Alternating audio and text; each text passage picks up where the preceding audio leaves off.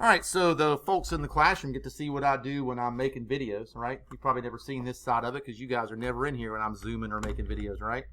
So all I'll do is upload this thing on a Screencast-O-Matic, and I'll just start talking, and it's recording the whole time I'm talking. So we talked about the sun. The notes that we took on the sun are right here. It's the main source of energy for the water cycle. Evaporation is what the sun causes, right?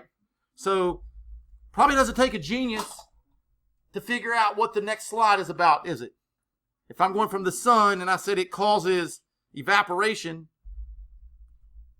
shocker, I know, spoiler alert. Can't believe you told me that, Mr. Bowles. The next slide is evaporation. So we need to actually think about, now again, we can sit here and read all of this all day long. That's important, but it's not as important as us being able to actually write about it. So I'm going to write evaporation in this light gray. Why would I write evaporation in this light gray color? I did it on my anchor chart in class. I'm doing it up here. Why would I write it in light gray, Gabby?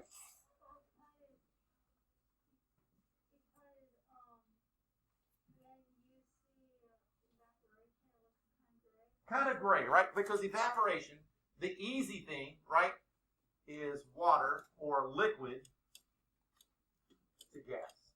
The super easy thing to say on this is water turning into gas or water turning into a vapor. Now that vapor part is important because it's right here in the middle of the word evaporation. So if we kind of say it in our head, evaporation, it makes sense, right? Evaporation. Here's what I noticed on the test, and I've noticed in class today. Most people can look at me and say, yeah, Mr. Bullens, I get it. The sun shines on the puddle, it evaporates it. That means the water's gone. It turns into a vapor. That's great. But Ty, here's where we're missing something. People are missing this key information, and it shows up in the test like that. If I say to you, what is evaporation? I know that it's great. It's when a puddle disappears. But what does that mean? That means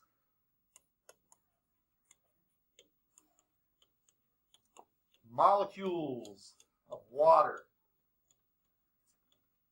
are heated, so they gain heat. They start to move further and further apart as they gain heat, right? And they go through what type of change? Chemical or physical when it changes from a liquid to a gas? They go through a physical change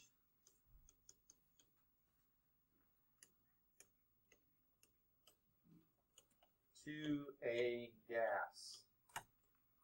That's where people get mixed up. It asks you a question. It's like, what's the process called when liquid water is turned into a gas by the heat of the sun? And everybody's like, I don't know the answer to that. Because it's not saying a puddle disappears. It's saying a liquid water is turned into a vapor. And you're like, I don't know the answer. You do know the answer. You just haven't taken the time to slow down and write these kind of things down. So, to get even more water into the atmosphere, even if you, like, once you start thinking, oh, the rainforest, it makes sense. But my goodness gracious, like, even on the, like, think of how huge the field is outside. That's all grass, right? Water releasing plant through their leaves is transpiration. So let's take some notes on transpiration. I'm going to do that in green. Why would I do it in green? Well, plants are green. Transpiration. Now, if you remember this as plants sweating, you're probably going to be okay. What does that really mean? That means plants lose water through leaves. Terrible leaves, but it'll work. Kind of off topic here. Well, not really, but a little bit. Allie, especially in a deciduous forest like we live in, you think there's a lot of transpiration going on right now? Water losing, going through the leaves. Do the trees have any leaves on them? No. No. The deciduous trees lose their leaves in the winter. So do you think in the wintertime there's less transpiration than in the summer? Yeah. But it's also hotter in the summer, right? Are you sweating less today than you would have if we went outside and it was 90? Yes, she would not have her hood up because she'd be sweaty. So transpiration happens a little bit more in the summer than it does in the winter because you have to have leaves. Plants losing water through their leaves. So we have all this moisture in the air now, right? Because we've had evaporation and transpiration. All this warm vapor moving up into the atmosphere. What's going to happen to that vapor when it gets cool as it rises up in the atmosphere? There's a certain process that's going to go on when the water vapor loses its heat energy high up in the atmosphere. Avery. Condensation. And we know it pretty simply as condensation is cloud formation. Now listen, this is a lot of words in here, so let's make it a little simpler, okay? Let's make condensation. Whoa. Let's make condensation a little simpler. Now, obviously, we all say the little rhyme, condensation is cloud formation, and that's great. But this is just like evaporation. People learn one little tidbit, and then they forget everything else. What is condensation? Well, you have water vapor. And what has to happen to it in order for it to change? You keep adding heat to water vapor all day long and it stays vapor, right? But it has to lose heat, loses heat energy.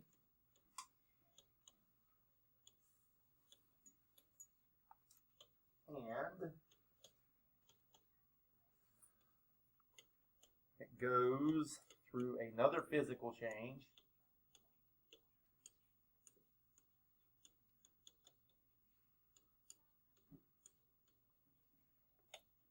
And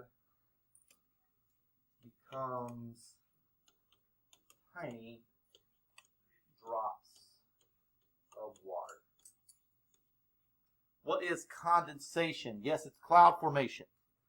But it's when water vapor loses heat energy and it goes through a physical change and becomes tiny drops of water. Now, there are other times that condensation occurs, and it's not just cloud formation. It's not just cloud formation. What are some other examples of condensation? And if you look back at this picture, it might help you a little bit. You've probably seen something similar to that before. Joey.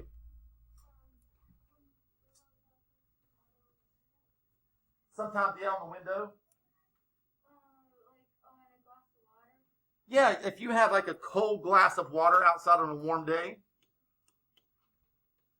a cold glass or a can on a warm day. Okay, that's one example. What's another example? When you're taking a shower and it fogs up on the mirror. Fog on a mirror after a shower. Those are both condensation, because you take that hot shower, the water that's coming out of the faucet so hot that some of it actually turns into water vapor. It floats around the bathroom. You can kind of see it, right? Because it's foggy in the bathroom. It gets close to the mirror. The mirror is really cold, and it turns into little drops of water. And we've all done it. You sat there and watched those droplets get bigger and bigger and run down the mirror before. We all laugh that we do that, but we've done that before. So condensation. Now, just like we said, we're glad that the sun doesn't just sit there and evaporate, and that's all that ever happens because the earth would be dry pretty quickly. We're also glad that the water doesn't just condensate over and over and over again, because eventually it would just be cloudy all the time, and that would be miserable, right?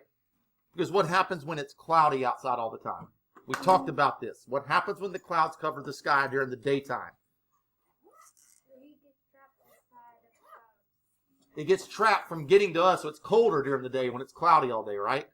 It doesn't happen that way because once the water gathers so much inside of the clouds, eventually it makes its way back down, right? And it makes its way back down in the form of precipitation. Now, according to temperature, the precipitation might fall in different forms. It could be rain, sleet, snow, or hail. Now, there are some other forms of precipitation. Go home and look up snow needles. Go home and look up snow needles later. Just put a little asterisk in your notebook, snow needles, and go home and look it up later on your own. Not now, on your own.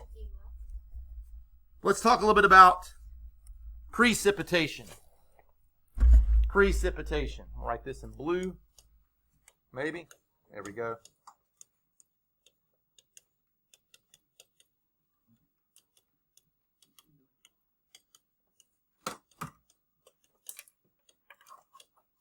Any form of water that makes its way from atmosphere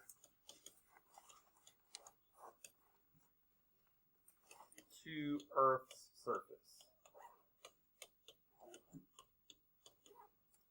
And that is obviously rain, sleet, snow, and hail are our different forms of precipitation.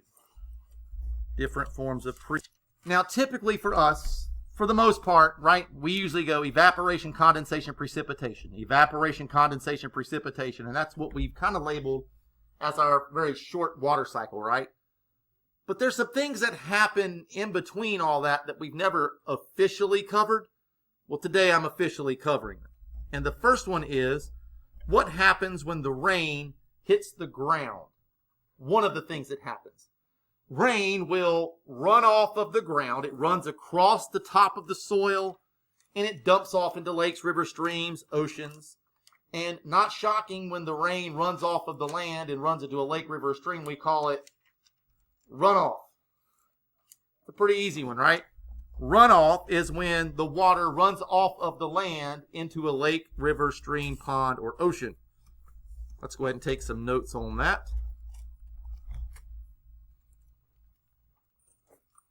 Do that in brown. Actually, I should do that in maybe green.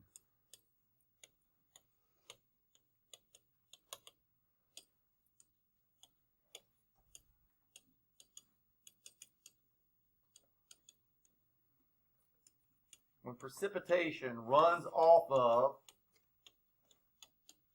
the land and into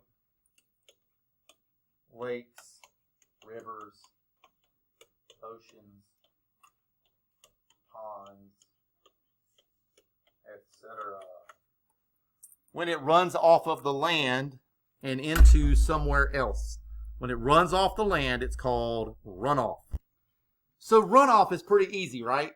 Well, when water runs off and it runs into a puddle, it runs into a lake, it runs into a stream, it runs into an ocean or whatever, we have a new term, another vocabulary word for this week. The water collects there. Any place that water collects, or it's kind of stored while it's waiting to be evaporated again, is called collection. Where are some places that we might see collection? Well, you might see it in a lake, a river, in an ocean. So we have collection. Collection.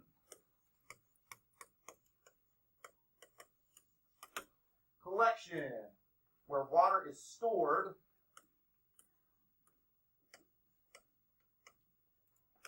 Where water collects or is stored. That's like lakes, rivers, oceans, places like that, where water is stored.